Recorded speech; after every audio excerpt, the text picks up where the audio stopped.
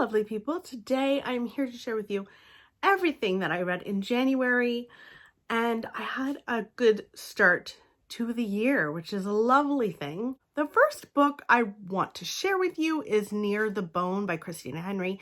This is my first Christina Henry, and this is very much like survival fiction in a horror kind of way. We meet a woman who is living practically in the middle of nowhere. It is extremely cold outside.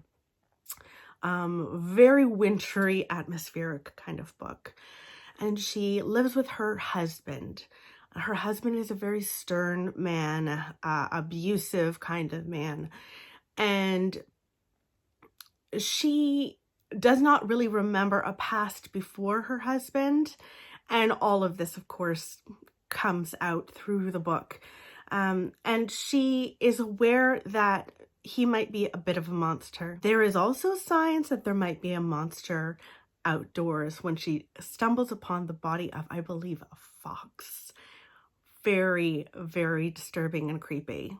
This is my first Christina Henry. It will not be my last. I really enjoyed it. The atmosphere in here, like you could feel the cold. We have a character who's not really allowed to wear pants, even though she's like, this day and age, she's not really allowed to wear pants. And like, oh my goodness, just the idea of walking through snow in skirts, just absolutely not. But yeah, you could really feel the cold here. I also really ended up loving our main character and really loved finding out about her in the present and watching her dig up her past and bring her old self back through the book and through the ordeal in the book. There are definitely some creepy moments as well. That monster on the outside wasn't made up. So I really liked this book for sure. I am also flying through the series of the Maisie Dobbs series. So I read books 6 to 9 and all on audio. The narrator is fantastic. I really, really like her. And essentially Maisie Dobbs is like a mystery series, historical fiction. It takes place after World War I. It starts just after World War I. And we meet Maisie, who was like a lady's maid essentially, until she is found to have a lot of talent for education and solving mysteries. She's taken under the wing of this one man in particular, and she essentially is taught by him how to solve mysteries. She opens up her own business, and we have the Maisie Dobbs series. So what I really like about the series is that it always seems to take something from World War I, an element in World War I, and throws that into a mystery. So you're learning about history, but you've also got this mystery to keep you flipping the pages. So for example, in Among the Mad, we're reading about the history of mental illness during World War I, and people not caring enough about mental illness of all the soldiers, and came home and were shocked and disturbed by what they saw. And then as you go on in the series, you are moving into World War II. So it hasn't occurred yet, but there's rumblings of Hitler and his theory in the later parts of the books. And I'm really loving seeing the rise of all of that and how it affects Maisie. And I just love Maisie so much. She's one of those characters that I just care about deeply. I also read the first in the start of a series by Naomi Novik. I read A Deadly Education, which I really enjoyed. It's about a girl who goes to a magic school, but there are no teachers at this magic school. Many, many, many students die at this magic school. You're kind of on your own. You are learning, but you're learning on your own, and there is death around the corner. There is a great importance of creating strategic friendships, but she's a bit of a loner, our main character, and I really liked her. She's an unlikable character in the sense that she's quite stern with people. She's standoffish, but I ended up really, really liking her through the book. I'm absolutely going to be continuing the series. I was pretty excited that I found a fantasy series that I rather enjoy. The Writing Retreat is next, and this is about a character, actually a series of characters, multiple characters who are writers. But our main character has been a struggling writer for a while. And she has surrounded herself in the past with friends who are in the arts, and had a best friend who was a writer, but they have since kind of broken their friendship and she's moved on. But the thing that had brought those two together was their mutual love for a particular author. Now, this author has decided to open up her doors and allow, I think, 4 or 5 young women, I think you have to be under the age of 30, to come to her house, and she will help them write. It's a writing retreat, and she is selected to go.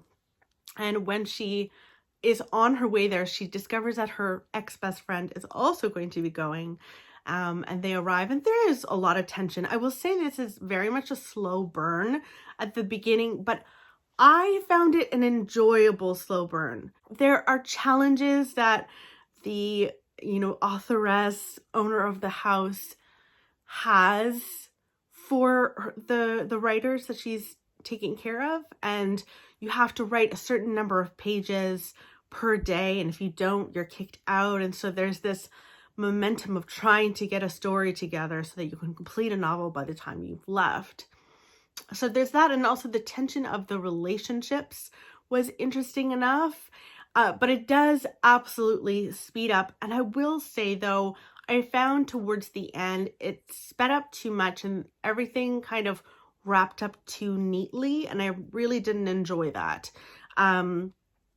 It felt quite rushed and too perfect, and because it was a slow burn, I just kind of expected more of a satisfying ending. The Plot is next.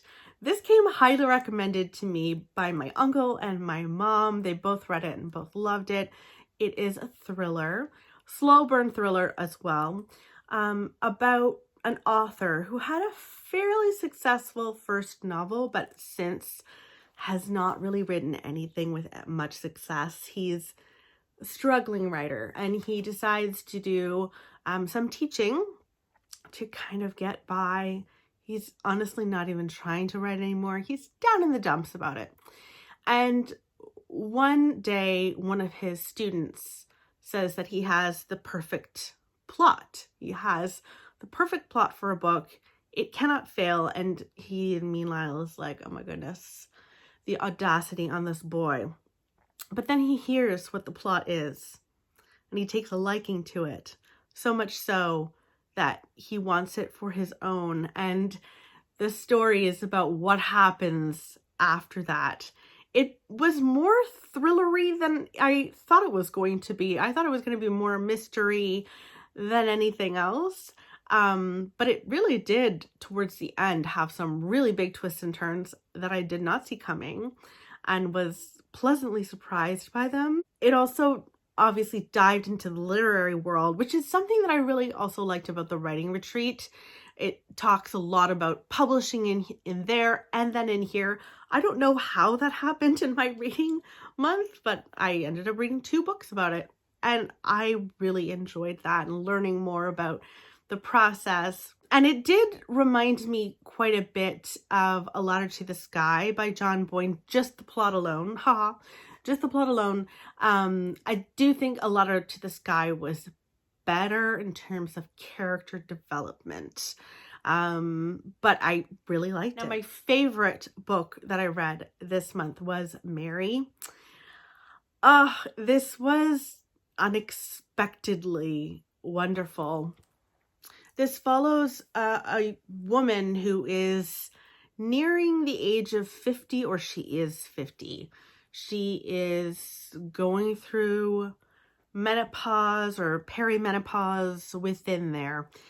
And she has lived quite a quiet life in New York. She works at a bookstore. She works downstairs in like the basement of a bookstore, living a quiet life. But there are things happening to her that she cannot explain. She can't explain why when she looks at a woman of a certain age, a similar age to her, they become distorted and look absolutely repulsive. And when she looks in the mirror, the same thing happens yet again to her. She's afraid to tell a doctor because they might think she's insane. So she just goes about her business until one day she is let go from her job, and simultaneously a letter from her aunt Nadine, who was a horrible aunt to her, comes in the mail.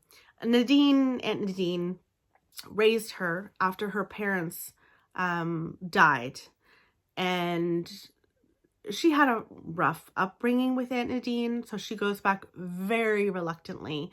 And of course, when you go back to a small town that you're raised on, I should say, a lot of stuff starts coming up. She starts seeing dead women around the town wearing pillowcases over their heads where underneath you can tell it's completely bloodied. She doesn't know why she's seeing all of these things. And there is a tie to a murder that occurred many years ago when she was born, the year that she was born, actually, that she is diving into, finding out what happened then and now. And I read the introduction of Mary, and I was really pleasantly surprised to find out that this is a kind of retelling of Carrie, but like what would have happened if Carrie lived, you know, continued on into her older age. And it's very feminist horror book, which I also really liked, looking at menopause and how society looks at women of a certain age and how women look at themselves at a certain age. And I really liked that. There was absolutely scary parts in here as well. The women in the bath or in the tub, that, you know, the shower, when she's trying to take a shower, and there's this woman standing there with the pillowcase. That was all terrifying. There are also secret passages in this book, which is like major theme. Any book with a secret passage I want to read. So I really enjoyed it, and I can't wait to read The Nestlings, also by Nat Cassidy. So anyway, loved Mary. And those are all of my books that I read in January. Sorry if the camera is being knocked around a bit. It's Winnie. Who else would it be? Winnie Woo. I will talk with you soon. Let me know what your favorite book was in January. I'll talk soon. Bye, guys.